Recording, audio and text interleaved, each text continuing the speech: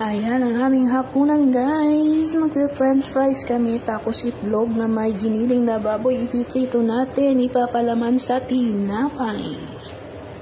Let's go, mama. Let's go. Let's eat, mama.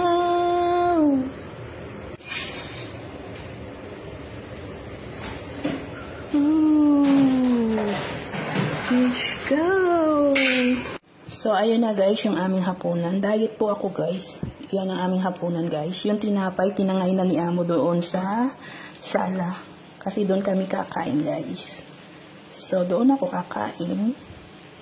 Dadalhin ko tong aking mga pagkain doon sa sala habang nanonood kami ng TV.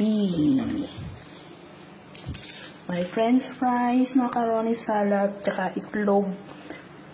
Giniling na may itlog. Ayan, ang aming hapunan. Kain tayo.